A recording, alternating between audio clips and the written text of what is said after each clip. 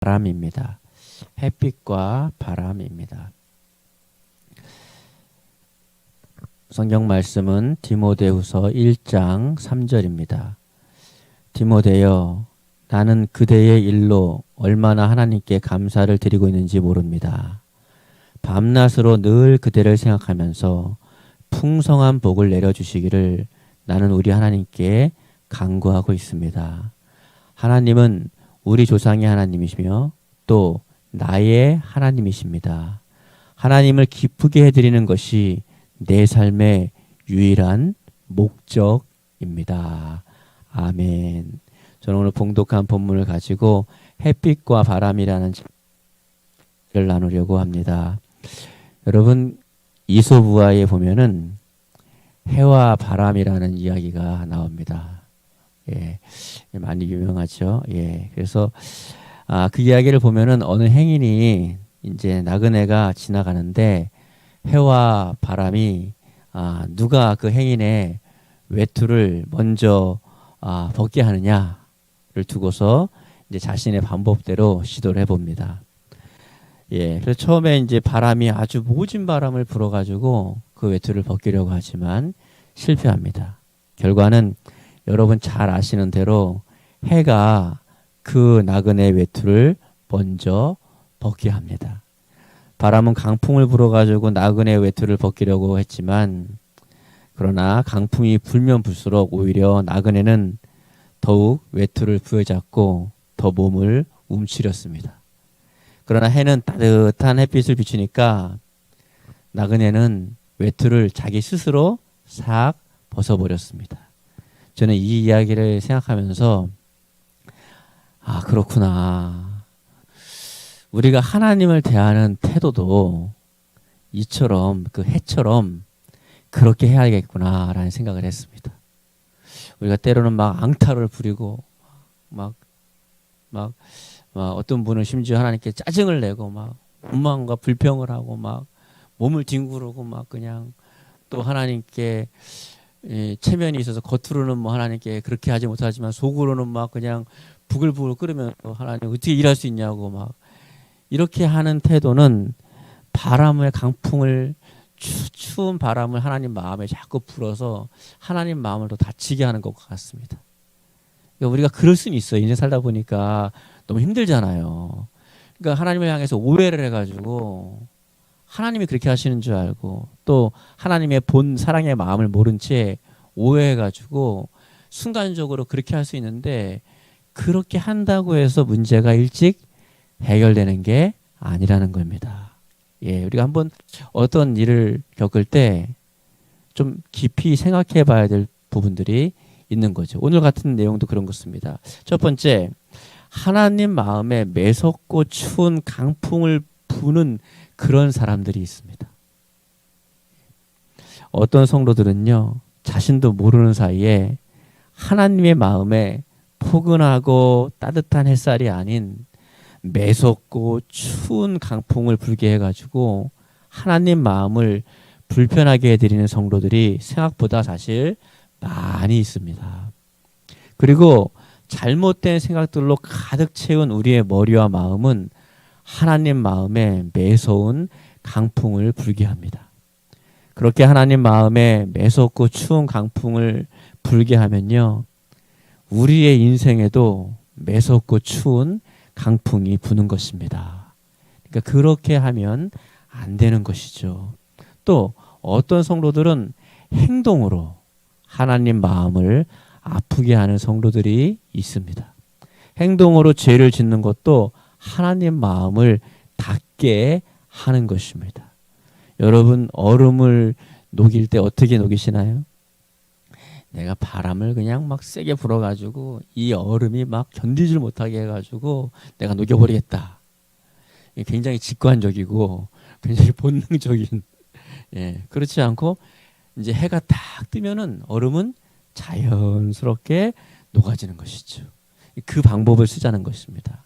예, 좀 인생을 살다가 이 마음이 또 생각이 또 여러 가지 환경이 막 답답해가지고 에이 내가 그냥 모지게 막 이렇게 할 수도 있지만 그렇게 해서 하나님 마음에 강풍이 불고 그러면 우리 인생도 강풍이 불어버리니까 그렇게 하지 말자는 거죠. 베드로전서 3장 12절 말씀입니다.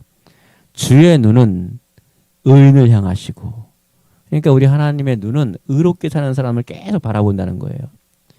그의 귀는 의인의 간구에 귀를 기울이시되 주의 얼굴은 악행하는 자들을 대하시느니라 하였느니라. 아멘.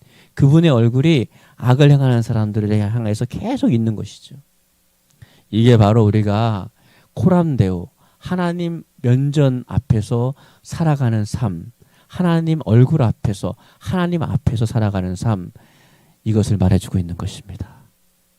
요즘 뉴스에 보면 학창 시절에 일명 껌 좀 씹었던 분들 네, 저희 때는 이제 깻잎 머리인데 요즘에는 그런 거 아니고 다른 거죠. 예. 친구들 괴롭히고 못살게 굴어서 자기가 뭐 어떤 왕이나 된 것처럼 그렇게 까불고 살아가는 사람들, 그때는 자기가 천하의 제일인 것처럼 살았죠. 그런데 모든 것은 심은 대로 다 열매가 맺혀집니다. 세월이 흘러서 그렇게 못살게 굴고 친구를 괴롭히고 친구를 지옥 같은 삶을 만들어 놓은 사람들, 연예계에서 자리 잡고 성공한 사람들이 하루아침에 이제 막 태양처럼 올라가서 피려고 하는데 몰락하는 모습들을 너무 많이 봅니다. 그 지옥과 같은 삶을 살게 했던 것이 자기에게 돌아와서 자기 인생이 가장 아름답게 꽃필 때에 지옥을 맛보게 되는 것이죠. 이런 사람들은 하나님 마음에 차갑고 매서운 강풍을 불어들이는 사람들입니다. 하나님 마음에 차갑고 매서운 강풍을 불어들이고 어찌 그 인생이 잘 풀릴 수 있겠습니까? 잠깐이나마 잘 되는 것처럼 보일 수 있지만 그 심어놓은 것은 언젠가 반드시 그 열매를 맺게 되는 것입니다. 또 어린아이를 죽음에 이르게 하고 참 마음이 안타깝습니다. 또 방치하고 학대하고 사람의 생명을 짐승보다 못하게 경시하는 풍조는 하나님 마음을 너무 아프게 해드리는 행동들입니다. 어떤 부부는 아이를 갖지 못해서 그 아이를 갖고 싶어서 지나가는 아이만 봐도 눈물이 펑펑 흐르고 꿈에서 자기가 임신해서 출산하는 꿈을 수없이 꾸고 아이를 그렇게 갖고 싶어서 애절한 마음이 있는데 그렇게 귀한 생명인데 그 귀한 생명을 너무 하찮게 생각하는 것은 너무 마음 아픈 일입니다. 뿐만 아니라 저주의 말들, 욕설들도 마찬가지입니다. 이것도 하나님 마음을 아프게 하는 것입니다. 요즘에 보면 욕들을 참 많이 하는 것 같습니다. 학생들은 욕에다가 가끔 말을 섞어 쓰기도 하고 그리고 가족들끼리 서로 저주의 말을 내뱉고 친구와 이웃끼리도 서로 얼마나 많은 죄를 말로 지는지 모르겠습니다. 사랑하는 성도 여러분, 이런 것들은 하나님의 마음의 문을 닫는 행동입니다. 예전에 우리나라가 후진국이었을 때 굉장히 못 살 때 그 어머니들의 입이 거칠었거든요. 그러면서 점점 잘 살게 되면서 그러니까 부유해지면서 그 언어가 좀 순화가 됐었어요. 요즘에 다시 그 언어가 이렇게 되는 것 같습니다. 예. 예전에 이렇게 뭐 또 어르신들 공감하겠지만 그분들이 자랄 때 보면요, 그 어머니들이 항상 뭐 늘상 욕이 아닙니다. 평상시 하는 얘기, 나가서 누워서 뒹굴러라 뭐 이렇게 제가 그 표현을 직접 쓸 수는 없어서 뭐 나가서 뭐 어떻게 되라 이 뭐 망할 놈아 뭐 아니 뭐 아주 되게 심한 말들을 막 진짜 욕을 창조적으로 욕을 창작을 해가지고 어떻게 그렇게 욕을 그렇게 정말 창의적으로 하는지 창의력 하나는 튀어나왔던 것 같습니다. 근데 이렇게 선진국으로 가면서 하나님 복을 주셔서 그 언어들이 좀 순화가 됐는데 요즘에 이제 우리 다음 세대들과 젊은 세대들이 자꾸 그 욕을 예전에 어머니들이 했던 욕을 그대로 더 쓰는 것 같습니다. 이것은 우리나라가 하나님의 마음을 닫고 하나님의 마음을 닫으면 하나님의 복이 점점점 세해지니까 나라가 점점 어려워지게 되는 것이죠. 예.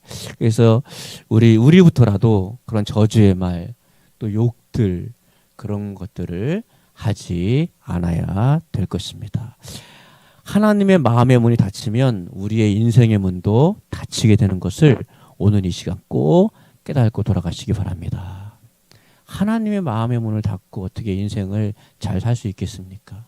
그러니까 말을 우리가 아주 예쁘게 해야겠지만 못하더라도 욕이라든가 저주의 말이라든가 막 안 좋은 말이라든가 이런 말은 하지 않는 게 우리 인생에 도움이 되는 것입니다. 하나님의 마음의 문을 열어야 합니다. 사랑하는 성도 여러분, 우리는 어떻게 해서든지 하나님 마음을 기쁘게 해드려야 하는 것입니다. 두 번째, 우리는 하나님 마음에 따뜻한 햇빛을 비춰드려야 합니다. 마음을 딱 먹고 그래 내가 하나님 마음에 따뜻한 바람을 따뜻한 햇살을 불어 비춰드려야겠다. 그래서 뉴스에 온갖 안 좋은 기사만 나오는데 오랜만에 마음 따뜻하게 하는 기사가 났더라고요. 부모님이 돌아가시고 형제하고 할머니가 사는데 형편이 이루 말할 수 없이 어렵습니다.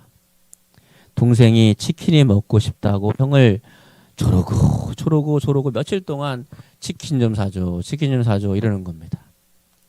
형편이 너무 어려운데 5천 원이 있어서 단돈 5천 원을 들고 그 동생을 먹이려고 5천 원어치 치킨을 파는 집을 사방팔방 찾아다니는데 5천 원어치 치킨을 파는 집이 어디 있겠습니까? 잘 없지 않습니까? 그러니까 뭐 막 헤매고 다니다가 그러다 어느 곳 또 5천 원에 치킨을 파는 곳은 없었습니다. 이렇게 5천 원어치 치킨을 파는 곳을 막 헤매고 다니던 중 기사에 나온 좋은 사장님의 치킨집에 들어가게 되었습니다. 그 사장님은 들어오라고 하시고 무려 2만 원어치 치킨을, 그러니까 치킨 2마리를 형제들에게 공짜로 주었다고 합니다. 이에 그치지 않고 동생이 좀 철이 없는 것 같아요. 동생이 형 몰래 몇 번 더 그 치킨집에 가가지고 찾아가가지고 뭐 삐죽삐죽 가가지고 그 사장님이 또 명함도 줬대요. 이렇게 먹고 싶으면 오라고. 근데 이제 우리가 보통 우리는 이제 좀 못 가지 않습니까? 이게 염치가 많아가지고 잘 못 가는데 동생이 너무 먹고 싶으니까 갈 때마다 사장님은 치킨을 공짜로 주었다고 합니다. 심지어는 얘 머리가 덥수룩하게 자라 있으니까 미용실에 데리고 가서 머리까지 잘라가지고 깎아줘가지고 이렇게 집에 돌려보냈다고 합니다. 그것을 본 할머니나 형은 너무 감동을 받고 너무 감사한 거죠. 그래서 형제 중에 형이 감동을 너무 받아가지고 편지를 써서 보냈고 그것이 SNS에 알려지게 되었습니다. 이에 감동한 네티즌들은 돈줄을 내주자. 돈으로 좀 혼을 좀 내주자. 예, 예. 그러니까 뭐, 돈줄 내주자를 모르시는 분이 계실까봐 이게 뭐 혼내는 게 아니라 너무 이분들이 선하시고 사장님이 너무 귀하니까 우리가 매상을 올려드리자 뭐 이런 뜻입니다. 돈줄을 내주자, 막 돈으로 혼내주자 이런 겁니다. 얼마나 막 주문을 했던지 영업이 중단될 정도로 그렇게 이슈가 되었습니다. 그 프랜차이즈 대표도 그 매장 사장님에게 사정을 듣고 감동을 받아가지고 도움이 될 만한 것들은 돕겠다고 나서게 될 정도였습니다. 그래서 많은 사람들의 감동을 준 일화를 기사에서 보였습니다. 여러분 그런데 치킨집 사장님의 따뜻한 행동이 사람들의 마음을 열게 했듯이 우리의 선한 행동이 하나님의 마음을 열게 하는 것입니다. 많은 사람들이 하나님의 마음을 열려고 강제적으로 막 그냥 힘을 다해서 열려고 하고 비유를 하자면은 빠루 아십니까? 전문 용어 이게 쇠 꼬챙이 같은 건데 그거를 껴가지고 막 하나님 마음을 제끼듯이 막 그렇게 하는 거예요. 막 예. 심지어 어떤 사람은 하나님 나 안 쓰면 하나님 손해입니다. 막 이러가면서 막 글쎄요, 하나님 손해일까요? 그건 잘 모르겠습니다. 막 제끼는 거예요. 막 그냥 그렇게 하지 말고 선한 행동을 하면 하나님 마음이 햇빛에 얼음이 녹듯이 싹 마음이 열리게 되는 줄 믿으시기 바랍니다. 그래서 어떤 분들은요 잔돈을 안 받으시고 혹시 어려운 사람이 오면 먹이라고 안 받으시고 또 어떤 분들은 형제들이 오면 주라고 치킨값을 맡기고 가시기도 하고, 또 어떤 분들은 마스크를 몇 박스 갖고 와서 마스크를 주고 가시기도 한답니다. 사실 그런데 코로나로 치킨집의 매상이 80% 이상 떨어져 가지고 사장님은 치킨집도 하고 일용직 뭐 설거지도 하고 노가다도 하고 이런 아르바이트를 겸해서 하는 투잡을 뛰고 계십니다. 자기도 어려운 거예요. 형편이 너무 어려워가지고 유지가 안 되니까 이것도 하고 또 다른 데 가서 또 닥치는 대로 일을 하고, 그러면 사람의 마음이 좀 이렇게 작아지고 이렇게 좀 화도 나고, 자꾸 착한 사람도 자꾸 막 이렇게 막 좀 거칠어지기도 하고 그러지 않습니까? 막 에이 장사도 안 되는데 막 그냥 뭐 재수없게 저런 것들이 또 왔나 이렇게 생각할 수도 있는데, 그런 상황 속에서 자기도 어려운 형편인데 다른 사람의 어려움을 헤아릴 줄 알고 더 나아가 자기가 도움을 줄 수 있는 만큼 도와주는 그런 모습이 사람들의 마음도 따뜻하게 하고 하나님의 마음도 따뜻하게 하는, 하나님의 마음을 여는 비결이 된 것입니다. 히브리서 13장 6절입니다. 오직 선을 행함과 서로 나눠주기를 잊지 말라. 하나님은 이 같은 제사를 기뻐하시니라. 다시 해석해서 읽으면 오직 선을 행함과 서로 나눠주기를 잊지 말라. 하나님은 이 같은 예배를 기뻐하시니라. 여러분, 이 삶이 예배인 줄 믿으시기 바랍니다. 우리가 지금 이렇게 모여서 드리는 예배도 예배지만은 이렇게 선을 행하는 모습이 하나님께는 예배가 되고 향기가 되고 영광이 되어서 하나님의 마음이 활짝 열리게 되는 것입니다.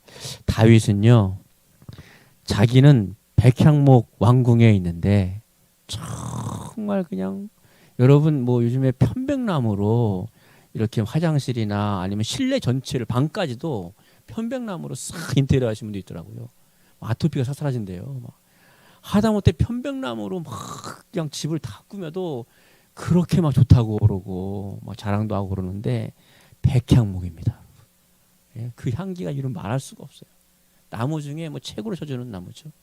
그 왕궁에 있는데 하나님의 법궤가 장막에 초라하게 있는 것이 마음에 걸려서, 여러분 모든 사람이 그렇게 마음에 걸리지는 않습니다. 그런데 참 하나님의 마음을 열고 복을 받을 사람은 또 이런 마음이 있는 거예요. 이런 마음이 여러분에게 있기를 축복합니다. 네, 그래서 하나님을 위해 성전을 지어드려야지 이런 마음을 가진 겁니다. 다윗은 하나님을 기쁘게 해드리기 위해서 무언가를 하고 싶었습니다. 하나님께서는 다윗이 그런 마음 먹은 자체를 기뻐하셨어요. 실제로 다윗은 성전을 짓지 못했습니다. 그냥 그 마음만 먹은 거예요. 먹고 자재만 준비해 놓은 거예요. 그 아들 솔로몬이 지었죠. 하지만 하나님은 다윗이 하나님을 위해서 성전을 지어드리고자 하는 그 마음 자체를 기뻐하시고 하나님의 마음이 활짝 열렸습니다. 혹시라도 그런 분은 없겠지만 약간 빠지신 분들은 그래 마음만 먹으면 된다는 거지 실제 현찰은 안 나가다는 거지. 그런 마음은 또 하나님의 마음을 다치게 하는 것입니다. 다윗은 정말로 자기가 하고 싶었던 거예요. 근데 하나님이 야 내가 그 사람이 지어놓은 건물 안에 살겠냐? 나 그런 거 원하지 않아. 내가 원하는 거는 사람들의 진심이야. 진심. 너한테는 그런 진심이 있구나. 그걸 받으신 거죠.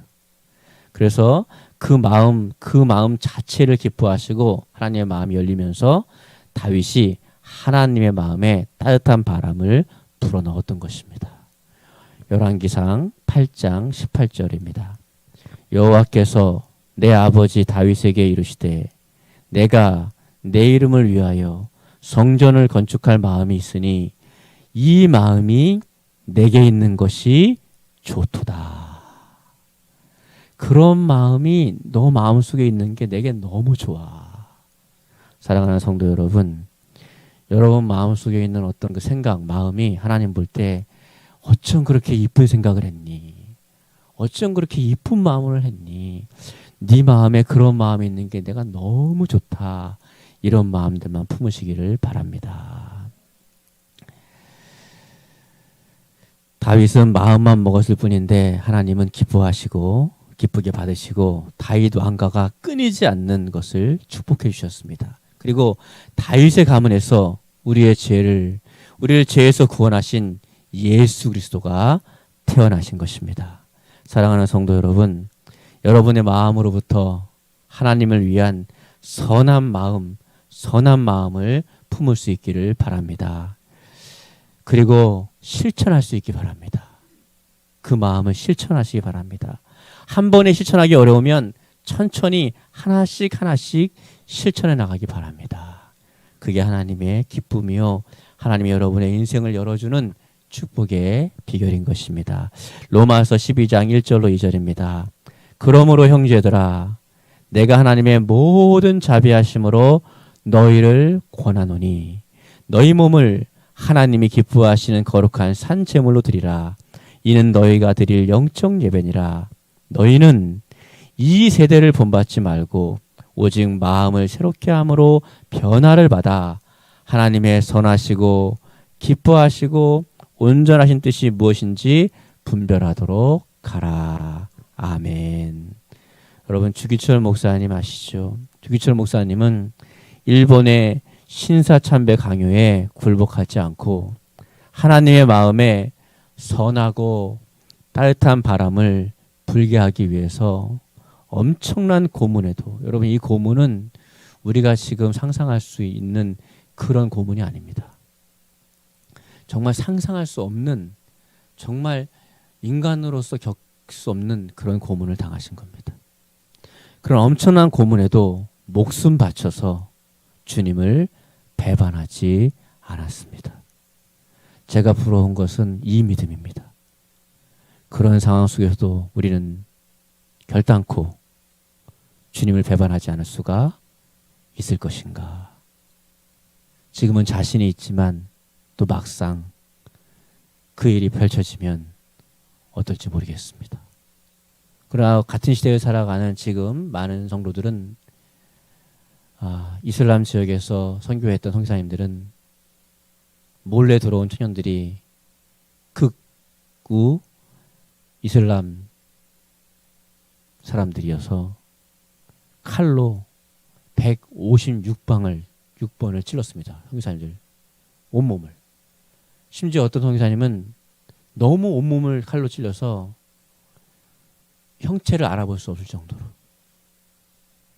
그런데 그냥 막 찌른 게 아니라 한 번 찌르고 예수님 부인하라 그러고 한 번 그렇게 했던 것이죠. 그런 고문을 주기철 목사님도 당하시면서 그럼에도 불구하고 주님을 배반하지 않았던 것입니다. 우리가 잘 아는 폴리캅 사도는 한 번만 예수님을 부인하면 산다고 했는데 지난 86년간 그 주님은 나를 신실하게 한 번도 나를 부인하지 않고 나를 신실하게 보살펴 주셨는데 내가 이제 와서 내가 그 주님을 배반할 수 없다. 그리고 그 순교자의 길로 간 것입니다. 사랑하는 성도 여러분, 우리는 이 시대에 순교를 요구받는 시대는 아닙니다. 그러나 우리의 목표가 순교자적인 그런 믿음으로 나아갔으면 좋겠습니다. 우리가 목표를 좀 높게 잡고 그렇게 살았으면 좋겠습니다. 그리고 고문으로 죽어가시면서까지 그 목숨을 내어주시면서 고문을 당하시면서까지 이 나라의 복음화를 위해서 기도하였습니다. 여러분, 하나님께서 그 기도를 얼마나 보석 중에 보석처럼 받으셨겠습니까? 자기 생명이, 우리가 사람이 생명이 제일 중요하지 않습니까? 생명이 끊어져 가는데 자기 생명 살려달라고 기도한 게 아니라 하나님 이 나라의 민족을 복음화해달라고 기도하시면서 생명이 끊어져 갔습니다. 하나님 마음이 어떻게 안 열리겠습니까? 하나님 마음이 예를 들어 깡깡 얼어붙은 뭐 북극의 남극의 얼음이라 할지라도 주기철 목사님의 그 행동은 그걸 다 녹이고도 남습니다. 그러한 믿음의 조상들이 한두 분이 아니시죠. 그분들이 계셔서 복음의 불모지였던 우리나라, 이 나라가 전국 방방곳곳에 십자가가 세워지게 된 것이고 우리가 이렇게 편안하게 예배를 드릴 수 있게 되는 것입니다. 우리가 코로나로 조금 어렵게 예배 드리지만 그 당시에 비하면 이런 것은 어려운 것도 아닙니다. 예. 그분들의 헌신이 있었기에 마치 이 시대에 주기철 목사님 같이 문준경 전사님처럼 송양원 목사님처럼 그런 믿음의 정말 삶을 살아내는 신실한 하나님의 백성들이 요구되는 시대가 아닌가, 그렇게 하나님께서 여러분에게 질문하고 있는 것입니다. 마음이 아픈 것은 우리가 살 때보다 우리 자녀들이 살아갈 때에 크리스찬으로서 더 어려울 수 있을지 모르겠습니다. 심지어 많은 분들은 훨씬 더 어려울 것이다. 지금 우린 그걸 겪고 있지 않습니까? 그러면 이제 우리가 우리의 삶을 살아내는 삶이 중요합니다. 우리가 지금 어떻게 살다가 하늘나라에 가냐에 따라서 우리 자녀들의 삶이 달라지게 될 것입니다. 제가 청년 때는 많은 분들이 교회 다닌다 그러면 아, 착한 애 그랬습니다. 제가 뭘 하지 않았는데도 착한 애 그랬습니다. 손양원 목사님, 주기철 목사님, 문중현 선사님, 그 밖에 수많은 성도들이 그러한 삶을 살아냈던 것입니다. 이런 분들의 삶은 하나님 앞에 향기로운 향기와 같으며 하나님 마음에 따뜻한 바람 같았습니다. 이러한 삶을 본받기 위해서는 우리는 어떻게 해야 될까요? 세 번째입니다. 매일매일 한 걸음 한 걸음씩 매일매일 하나하나씩 실천해야 합니다. 우리가 갑자기 한순간 그분의 삶의 발자취를 따라가지는 못하더라도 매일 하루에 한 가지라도 하나님 마음을 열어드리는 삶을 살아가도록 실천해 보시기를 바랍니다. 먼저 생각에서 우리가 삶을 실천해야 합니다. 매일 한 가지만이라도 하나님을 기쁘게 하는 생각을 하나라도 더 하시며 살아가기를 바랍니다. 예. 내 온 생각이 다 하루 종일 하나님을 기쁘시게 하는 생각이면 좋겠지만 그렇게 못하더라도 어제보다 하나라도 더 하나님을 기쁘시게 하는 생각, 잡다한 생각만 하고 살았다면 하늘을 여러분 쳐다보시기 바랍니다. 내일부터 오늘부터 자꾸 하늘을 보세요. 의도적으로 하늘을 쳐다보면서 하나님을 더 많이 생각하고 살았으면 좋겠습니다. 하늘을 보면서 아이고 날씨 좋네 막 이렇게 하지 마시고 하늘을 한번 괜히 보는 이유는 하나님을 한 번 더 생각하기 위해서. 그래 땅만 보면요 자꾸 일만 생각하고 땅만 보면 자꾸 그냥 그렇지 않습니까? 한 번쯤은 하늘을 보면서 하나님을 생각하고 아니면 십자가 목걸이를 달고 다니시면서 십자가 목걸이를 쳐다보면서 또 만지면서 나를 위해 생명 주신 예수님을 매일매일 한 번이라도 더 생각하며 살았으면 좋겠습니다.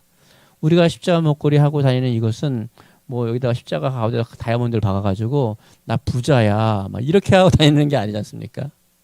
그 십자가는 한 번 더 하나님을 생각하라고 한 번 더 나를 위해 죽으신 예수님을 생각하라고 우리가 십자가 목걸이를 하고 다니는 거 아니겠습니까? 그런저런 이유로. 두 번째는 말입니다. 매일 한 번 더 감사를 말하고 한 번 더 기도하고 매일 한 번이라도 더 찬양하고 살아가기를 바랍니다.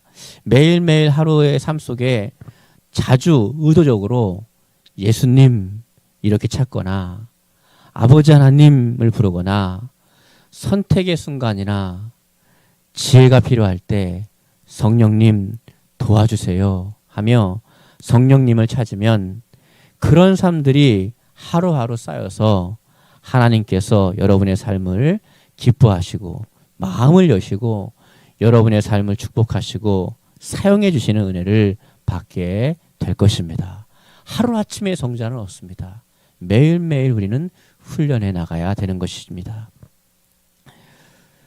그리고 방언을 하실 수 있는 분들은 쉬지 말고 생활 가운데 방언으로 기도하신다면 계속해서 하나님 마음에 흐뭇하고 기쁨이 되는 바람을 불어넣어 드리게 하는 것입니다.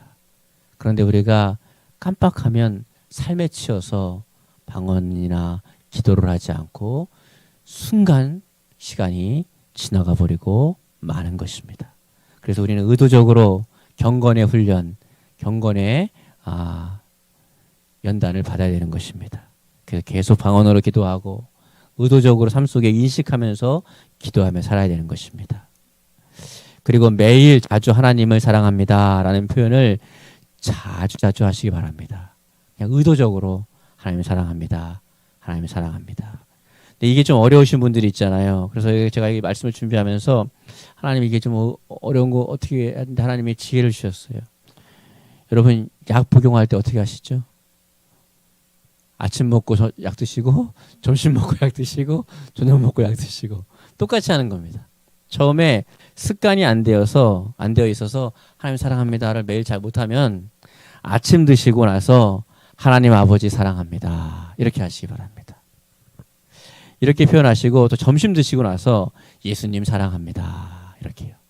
예, 약 먹듯이.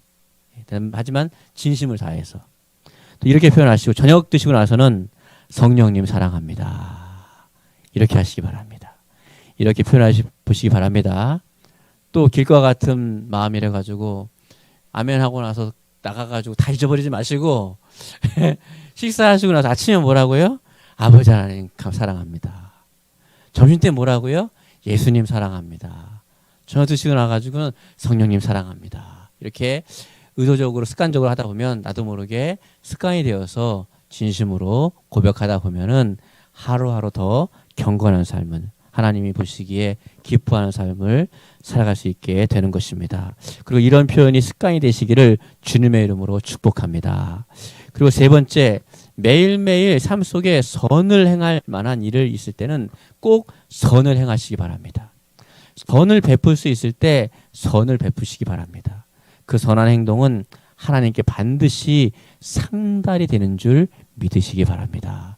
여러분이 선을 행해서 그 씨앗을 심어놓으면 반드시 열매를 거두고 하나님께 상달됩니다. 그 증거가 사도행전 10장 1절로 4절까지의 말씀에 있습니다.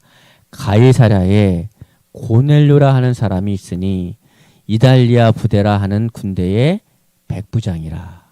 그가 경건하여 온 지방과 더불어 하나님을 경외하며 백성을 많이 구제하고 하나님께 항상 기도하더니 하루는 제 9시쯤 되어 환상 중에 밝히 봄에 하나님의 사자가 들어와 이르되 고넬료야 하시니 고넬료가 주목하여 보고 두려워 이르되 주여 무슨 일이니까? 천사가 이르되 내 기도와 구제가 하나님 앞에 상달되어 기억하신 바 되었으니 아멘. 뭐라고요? 너의 기도, 너의 구제, 너의 선한 행동 하나님께 다 상달되었고 하나님이 기억하고 계셔. 그래서 내가 온 거야. 너를 축복하려고. 그런 것입니다. 결론입니다. 이렇게 하루하루 조금씩이라도 더 선하게 하나님 기쁘시게 어제보다 오늘 하나 더 실천하면서 그렇게 사시기를 바랍니다. 조금씩 실천하다 보면 그것이 쌓여서 여러분의 삶에는 하나님의 기뻐하신 일들이 풍성하게 많아질 것입니다. 그렇게 나아간다면 반드시 하나님의 마음은 여러분을 향하여 활짝 열려지게 될 것입니다. 그러므로 여러분의 인생 또한 복되게 열려질 줄 꼭 믿으시기 바랍니다. 이 믿음이 그 선을 행하는 데에 있어서 어려움을 이겨내게 되는 것입니다. 선을 행하다가 낙심하지 않기를 바랍니다. 하나님을 기쁘시게 해드리는 것이 여러분의 삶의 유일한 목적이 되시기를 바랍니다. 하나님을 기쁘시게 해드리는 것이 내 삶의 유일한 목적이다. 아멘.